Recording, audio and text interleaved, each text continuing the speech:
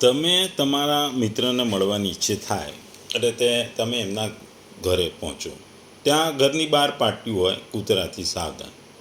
એનો પાળતું German shepherd કૂતરો બગીચામાં ઊભો છે અને પ્રશિક્ષક ચોકીદારની જેમ ધમકીપૂર્વક તમારી સામે ભસવા લાગે છે. પછી તમે પાછળના દરવાજાથી જવાનો નિર્ણય કરો છો, પરંતુ તે કૂતરો ત્યાં પણ આવી જાય છે અને જનૂનથી ગુરકવા લાગે છે, જાણે કે તમને ધમકી આપી રહ્યો કે હું તમને જોઈ લઉં, કેવી રીતે ઘરમાં પ્રવેશું. જ્યારે તમારી પાસે કોઈ વિકલ્પ રહેતો નથી ત્યારે તમે તમારા મિત્રને બોલાવો છો. તે ઘરની બહાર આવે છે કે જોવે છે કે કૂતરો તમને પજવી રહ્યો છે, તે બૂમ પાડે છે, હે ડોગી, બેસી અહીં આવ અને બેસી જા. પછી કૂતરો શાંત થઈ જાય છે, તેના માલિક પાસે જઈને બેસી જાય છે. તમે નિર્ભય થઈ દરવાજો ખોલી અંદર પ્રવેશ કરો છો. આ જ પ્રમાણે માયિક શક્તિ કે જે આપણને પરેશાન કરી રહી છે તે ભગવાનની દાસી છે.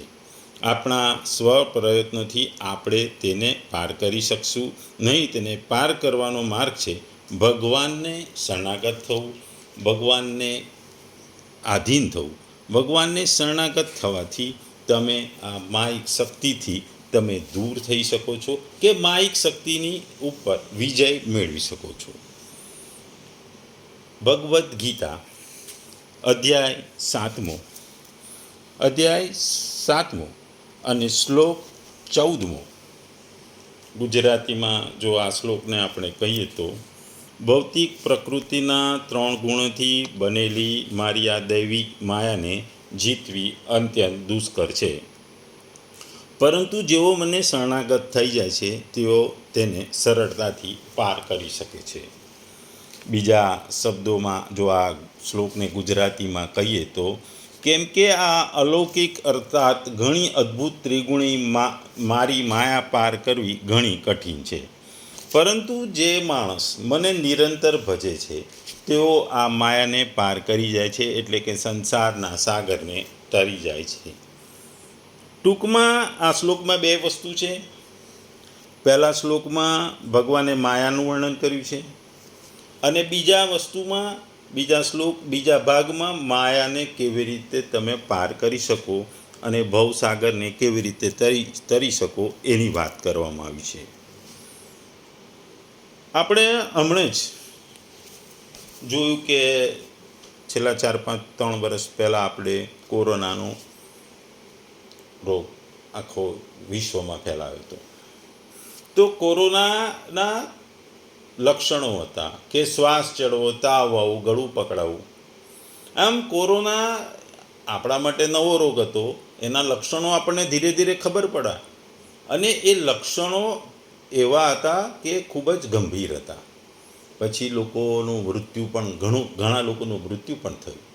પણ ધીરે ધીરે ડૉક્ટરોએ આની દવા શોધી, દવાથી એના ઉપર કાબૂ મેળવ્યો અને છેલ્લે આપણે વેક્સિન શોધી અને એના ઉપર કાબૂ મેળવ્યો. એટલે જો કોરોનાની દવા કે વેક્સિન ના હોત તો સમગ્ર વિશ્વમાં હાહાકાર મચી જાત. એટલે જે વસ્તુ હોય છે એનો કોઈ ઈલાજ કે ઉપાય હોય છે.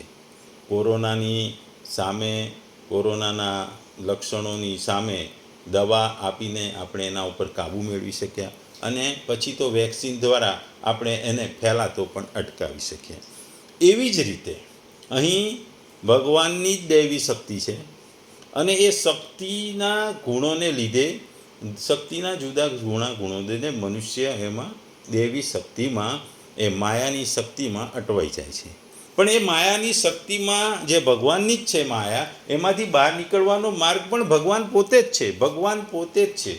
જેમ રોગ છે એની દવા છે, એવી રીતે માયાનો ઈલાજ ભગવાન છે જ. એ વાત આ શ્લોકમાં ભગવાન કહી રહ્યા છે. અહીં ભગવાને શ્લોકમાં સાધક માટે જ માયાની વાત કરી છે.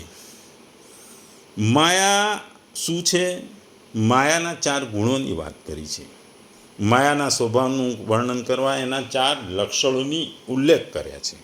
એમાં પહેલો ઉલ્લેખ છે દૈવી શક્તિ છે. આ કોસ્મિક ભ્રમણા માયા દિવ્ય છે.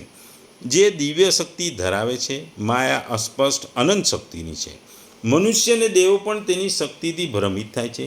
સંસારના પૂરમાં ડૂબી જાય છે. જન્મ અને મૃત્યુના ચક્ર, ભૌતિક શક્તિ, બૌદ્ધિક સૂક્ષ્મતા, કલાત્મક પ્રતિભા, સંપત્તિ અને કીર્તિ, આ બધું સમજવા માટે પણ અપૂરતું છે. પાર કરવા માટે ઘણું ઓછું છે, કારણ કે તે દૈવી છે. દૈવી જ તેની સાથે વ્યવહાર કરી શકે. બીજું લક્ષણ છે ગુણમય છે. આ માયા 3 ગુણોથી બનેલી છે: સત્વ, રજસ અને તમસ. માયાનું કોઈ સ્વરૂપ નથી. ગુણો પોતે જ માયા બનાવે છે. જો આ ગુણો મનમાંથી દૂર કરવામાં આવે તો માયા દૂર થઈ જાય ને આખું જગત એ ગુણોથી વ્યાપ્ત છે અને ભ્રમિત છે. ચોથું, માયા એ ભગવાનની સર્વોચ્ચ શક્તિ છે. તે તેના નિયંત્રણમાં અને આદેશ મુજબ કાર્ય કરે છે. તે પોતાની અંદર શક્તિ પાછી ખેંચી શકે છે અથવા તે ઈચ્છા મુજબ બહાર પ્રોજેક્ટ કરી શકે છે. જો માયામાં સમગ્ર બ્રહ્માંડને ભ્રમિત કરવાની શક્તિ છે, છતાં તે ભગવાનના હાથમાં એક સાધન છે. માયા પ્રભુનું પાલન કરે છે. તે પહેલાં નોકરની જેમ છે. જેઓ તેની શક્તિ હેઠળ છે તેમના માટે તે અસ્પષ્ટ, રહસ્યમય અને અદ્ભુત છે. ભગવાન અને પૂર્ણ યોગી માટે તે માત્ર એક અવિદ્યમાન વાસ્તવિકતા છે. જે નથી તે માયા છે. જે અસ્તિત્વમાં નથી છતાં વાસ્તવિકતાનો ભ્રમ બતાવે છે, એ માયા છે. વિશ્વ નથી છતાં અસ્તિત્વમાં હોવાનું જણાય છે. વ્યક્તિગત સ્વ અહંકાર નથી, તેમ છતાં તે અસ્તિત્વમાં હોવાનું જણાય છે. વાસ્તવિકતા ઢાંકી દેવામાં આવે છે અને જે અવાસ્તવિકતા છે તેને વાસ્તવિક તરીકે દેખાડવામાં આવે છે. એવું માયાનું રહસ્ય છે. પરંતુ જ્ઞાનીઓ માટે તે કંઈ નથી. સામાન્ય માણસ માટે મહાસાગરને પાર કરવો મુશ્કેલ હોઈ શકે, પણ જે જ્ઞાની છે એના માટે આ માયાને પાર કરવી સહેલી છે. ચોથું, દુરત્ય શબ્દ વાપર્યો છે લક્ષણ તરીકે. માયાને પાર કરવી મુશ્કેલ છે પણ અશક્ય નથી. જેઓ વિષયાસક્ત આનંદની લાલચને વળગી રહે છે, જેઓ ભૌતિક વસ્તુઓ સાથે જોડાયેલા રહે છે, તેઓ માયાને સાગરને પાર કરી શકતા નથી. તમામ આધ્યાત્મિક સાધનોનો હેતુ દેહની લાલચ અને મનની ભ્રમણાઓને દૂર કરવાનો છે. ટૂંકમાં પ્રથમ પંક્તિમાં ભગવાને માયાની શક્તિનું વર્ણન કર્યા પછી ભગવાને બીજી પંક્તિમાં તેને પાર કરવાનો માર્ગ બતાવ્યો છે. જેઓ પ્રભુનો આશ્રય લે છે તેઓ માયાને પાર કરે છે. પ્રભુની ભક્તિ અને પ્રભુને શરણાગતિ એ માયાને દૂર કરવાનો માર્ગ છે. મને શરણે, હું તને માયાથી પેલે પાર લઈ જઈશ, પ્રભુની આજ્ઞા કહે છે. શંકર કહે છે કે ભગવાનના કમળના ચરણોમાં ભક્તિની એક મજબૂત હોડી છે જે લોકોને સંસારના મહાસાગરની પેલે પાર લઈ જાય છે. માનવીય કૌશલ્ય અને બુદ્ધિ ખરેખર ઘણી દુનિયાવી જીત અને સિદ્ધિઓ માટે સક્ષમ છે. આવિષ્કારો થાય છે, સામ્રાજ્યો બનાવવામાં આવે છે, લડાઈઓ માનવ બુદ્ધિ અને કૌશલ્ય દ્વારા લડવામાં આવે છે અને જીતવામાં આવે છે. પરંતુ જ્યારે માણસ બ્રહ્માંડના ભ્રમનો સામનો કરે છે ત્યારે તે પોતે શક્તિહીન હોય છે. માત્ર પરમ ભગવાનને શરણાગતિ આપીને અને તેમની કૃપાથી જ માણસ સંસારની સીમાઓને પાર કરી શકે છે અને આનંદ અને ધન્યતાની ભૂમિમાં પ્રવેશ કરી શકે છે. ઋષિઓની સેવા કે જે માયાથી આગળ વધી ગયા છે તે પણ આધ્યાત્મિક અભિલાષી માટે સૌથી મદદરૂપ છે. માયાના કાદવને પાર કર્યા પછી તેઓ માનવ જાતને આમ કરવામાં મદદ કરે છે. ભગવાન તેમની ઘોષણામાં સંપૂર્ણ સ્પષ્ટ કહે છે, મમ એવ, માત્ર હું જ તેમની આજ્ઞા છે, બીજું કંઈ નહીં, બીજું કોઈ ચમત્કાર કરી શકે નહીં. જો કોઈ વ્યક્તિ ઉદ્દેશ વિશ્વને શરણે જાય તો તે અનંત દુઃખ સહન કરવું પડે. જો તે ભગવાનને શરણે જાય તો તે સ્વતંત્રતા અને આનંદના સર્વોચ્ચ પુરસ્કારો મેળવશે. આ સંદર્ભમાં એક વાર્તા યાદ આવે છે. એક વખત નારદ અને વિષ્ણુ ભગવાન નદી કિનારેથી એટલે ગામમાંથી પસાર થઈ રહ્યા હતા. ત્યારે નારદ વિષ્ણુ ભગવાનને પૂછે છે કે આ માયા શું છે? આ માયા કોણ છે? માયા શું છે?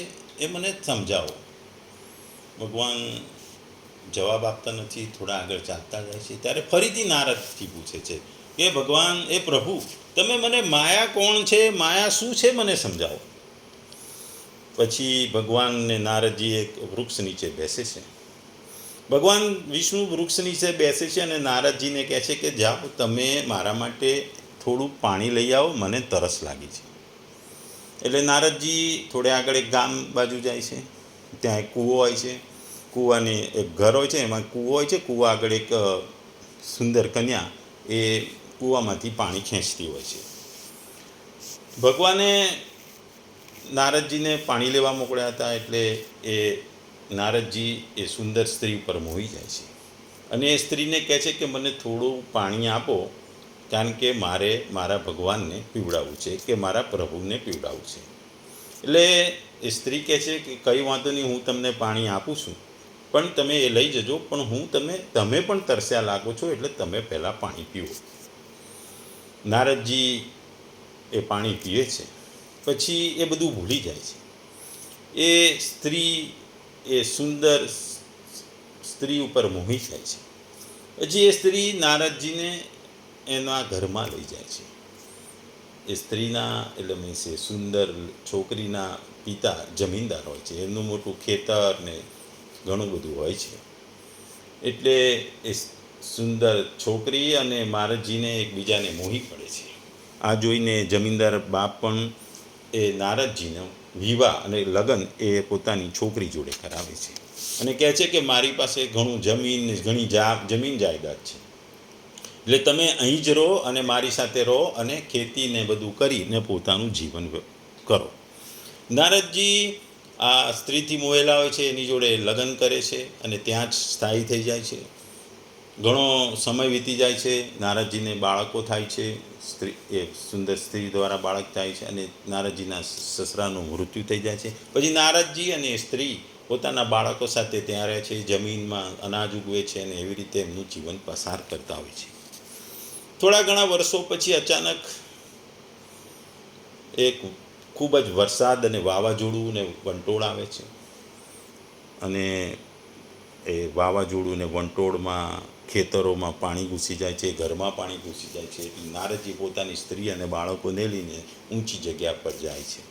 પણ આ તોફાન એટલું ભયાનક હોય છે અને નદીમાં એટલું બધું પૂર આવી જાય છે કે એ નદીના પૂરમાં એ લોકો તણાવવા માંડે છે. જે નારદજી એક વસ્તુને પકડીને બધાને ઊભા રહ્યા હોય છે, પણ એમના બાળકો પહેલાં તણાઈ જાય છે પૂરમાં, પછી એમની સ્ત્રી તણાઈ જાય છે. છતાં એ નારદજી બચાવવાનો ટ્રાય કરે છે, પણ એ પ્રયત્ન કરે છે તો પણ બચાવી શકતા નથી. એટલે નદીના પૂરમાં એમની સ્ત્રી અને બાળકો તણાઈ જાય છે. એટલે નારદજી એકદમ દુઃખી થઈ જાય છે અને એ ત્યાં ઊભા હોય છે.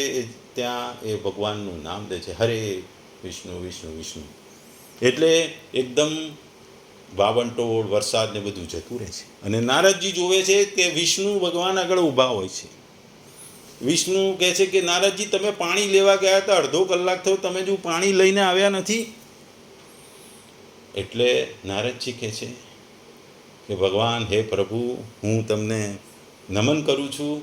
માયા શું છે, માયા કોણ છે, માયા કેવી છે, એનું તમે મને અડધો કલાકમાં અદ્ભુત અનુભવ કરાવી દીધો.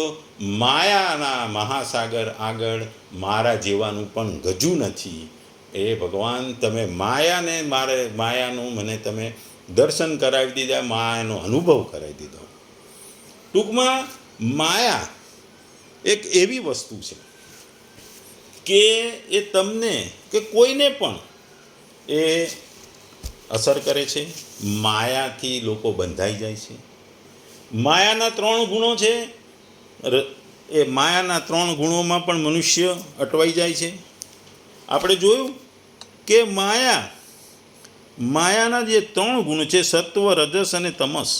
જો સત્વને સોનાની સાંકળ ગણીએ, રજસને ચાંદીની સાંકળ ગણીએ અને તમસને લોખંડની સાંકળ ગણીએ, તો આ સાંકળોથી માણસ આ માયાના સાંકળોથી બંધાઈ જાય છે.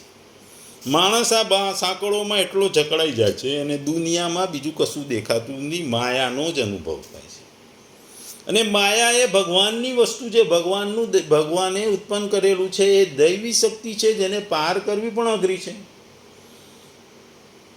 એ ગુણવાળી છે, દૈવી શક્તિ છે, પાર કરવી અઘરી છે. જે ગુણો છે આપણે જોઈએ કે સમુદ્ર હોય તો સમુદ્રમાં આપણે જોયું કે ટાઇટેનિક જહાજ તૂટી જાય છે અને એમાં ઘણા લોકો મૃત્યુ પામી જાય છે, પણ ઘણા લોકોને એક લાકડું મળી જાય છે અને લાકડાને સહારે તરતા તરતા એ દરિયાને કિનારે આવીને બચી જાય છે. બહુ જ રેર લોકો. એ જ વસ્તુ છે કે જે માયાનો જે સમુદ્ર છે એ માયાના સમુદ્રમાં બધા જ તણાય છે, પણ આમાંથી કેટલાક લોકો જે ભગવાનને શરણે જાય છે. જેમ લાકડું સમુદ્રમાંથી આપણને ડૂબતા બચાવે છે એ રીતે ભગવાન, જો ભગવાનને શરણાગત થઈ જાઓ, ભગવાનને તમે ભજન કરો, ભક્તિ કરો, તો ભગવાન તમને આ માયામાંથી બહાર ઉગાડે છે, બહાર ખેંચી લાવે છે. એ સમુદ્ર જે માયાના સમુદ્રમાં એ લાકડા રૂપી ભગવાનને શરણે તમે જાઓ તો જ તમે બચો. તમે આજે ચાલતા ચાલતા જતા હો અને કૂવામાં પડી જાઓ, તો કૂવામાં તમે પડી જાઓ તો કૂવામાં શું કરવું પડે? કૂવામાંથી તમે બહાર આવવા પ્રયત્ન કરો. કૂવામાંથી બહાર આવવું, તમારી જાતે બહાર આવવું ખૂબ જ અઘરું છે, ખૂબ જ કઠિન છે. બીજી વસ્તુ છે, કૂવામાંથી બૂમો પાડો તો કોઈ બહાર આવી તમને દોરડું લટકાવે અને દોરડાથી પકડીને તમે બહાર આવી શકો. એ જ વસ્તુ અહીં ભગવાન કહે છે કે જે માયાનો કૂવો છે એમાં તમે ડૂબેલા જ હો છો, પણ ભગવાનને શરણે જાઓ, ભગવાનને શરણાગતિ સ્વીકારો તો ભગવાન તમને આ માયાના કૂવામાંથી બહાર કાઢે. જેમ સામાન્ય માણસને પડેલા કૂવામાંથી દોરડા વડે બહાર કાઢવામાં આવે છે, તેમ ભગવાનને શરણાગત થવાથી તમે માયાના કૂવામાંથી બહાર આવી શકો છો. એટલે માયાના કૂવામાંથી બહાર આવવું ખૂબ જ જરૂરી છે. એના માટે ભગવાનની શરણાગતિની જરૂર છે કે ભગવાનને શરણાગત થાવ તો જ તમે બહાર આવી શકો. કારણ કે ભગવાન આ ગુણોથી પર છે, કારણ કે આ ભગવાન આ ગુણોથી સર્વતા રહિત છે, નિર્લિપ્ત છે. કારણ કે ભગવાન કોઈ આ ગુણોથી બંધાતા નથી, ન ગુણોથી પરિવર્તન થાય છે. અને આ ગુણો જે માયાના સર્જક પણ ભગવાન પોતે છે. એટલે જ ભગવાન કહે છે કે જો તમે મારે શરણે આવશો તો મારું શરણ લેશો તો તરી જશો. માયાનું શરણ ન લે, અર્થાત અમારી પાસે રૂપિયા, પૈસા, ચીજ વસ્તુ બધું રહે, પણ અમે તેમને પોતાનો આધાર ન માનીએ, તેમનો આશ્રય ન લઈએ, તેમનો ભરોસો ન કરીએ, એમને મહત્ત્વ ના આપીએ. તેમનો ઉપયોગ કરવાનો આપણો અધિકાર છે, પરંતુ એની ઉપર કબજો કરવાનો આપણો અધિકાર નથી. એ જ ભગવાન કહે છે. એટલે કે ભગવાન કહે છે કે મારે શરણ આવે, ભૌતિક સુખોને એને માયાને તમે છોડી દો, અને જો મારા શરણે આવશો તો આ માયા તમને ફરીથી આકર્ષે નહીં, માયાના સાગરમાં તમે ડૂબી નહીં જાઓ. જ્યારે મનુષ્ય સંસારથી વિમુખ થઈ ભગવાનની શરણાગતિ સ્વીકારી લે છે ત્યારે તે માયાને તરી જાય છે, અર્થાત તેનો અહમ સર્વથા નાશ થઈ જાય છે. ભગવાનની શરણાગતિ સ્વીકાર કરવાનું તાત્પર્ય એ છે કે ભગવાનની સત્તામાં જ પોતાની સત્તા મિલાવી દે છે, અર્થાત માત્ર ભગવાનની જ સત્તાનો સ્વીકાર કરી લે છે. ન પોતાની સ્વતંત્રતા સત્તા માને છે, ન માયાની સ્વતંત્ર સત્તા માને છે, ન અહમનો આશ્રય લે છે, ન માયાના ગુણોનો આશ્રય લે છે. આમ કોઈ પરિશ્રમ કે પ્રયત્ન નથી. માયાને સત્તા મનુષ્ય જ આપી છે. જો તે માયાને સત્તા ન આપી ને માત્ર ભગવાનને શરણે જતો રહ્યો હોત તો તે માયાને તરી જાત, અર્થાત તેના માટે માયાની સત્તા રહેત નહીં. આપણે પણ ભગવાનના અંશ છે, એટલે આપણે પણ તરી શકીએ છીએ જો ભગવાનને શરણાગત જઈએ તો. જીવ જડતાનો આશ્રય લેવાથી, અર્થાત તેને પોતાની અને પોતાના માટે માનવાથી જડતામાં ચાલ્યો જાય છે અને જગત બની જાય છે. પરંતુ ભગવાનનો આશ્રય લેવાથી તે સ્વત સિદ્ધ ચિન્મયતામાં ચાલ્યું જાય છે અને ભક્ત થઈ જાય છે. ભક્ત થઈ જવાથી જગત લુપ્ત થઈ જાય છે. જગત રૂપે નથી રહેતું, બલકે ભગવત સ્વરૂપ થઈ જાય છે. એ જ આ શ્લોકની વાસ્તવિકતા છે. અહીં મામેવ ઉપરથી ભગવાનનું તાત્પર્ય છે કે જીવ મારો જ મમ એવો અંશ છે. તેથી મારે જ શરણે થવાથી માયાને તરી શકાય છે. તેથી મારું શરણ લેનાર ભક્તનો મારા સિવાય કોઈનાથી સંબંધ થતો નથી અને સંબંધ થવાનો પણ નથી, કારણ કે તેમની દૃષ્ટિમાં મારા સિવાય અન્ય કોઈ હોતું જ નથી. ન તો તેમની દૃષ્ટિ બીજામાં જાય છે અને બીજો તેમની દૃષ્ટિમાં આવે છે. તેમની દ્રષ્ટિમાં અપરા પ્રકૃતિ ન તો સત્તા રહે ન મહત્તા રહે ન પોતાપણું રહે, તેમની માત્ર ભગવત બુદ્ધિ થાય છે.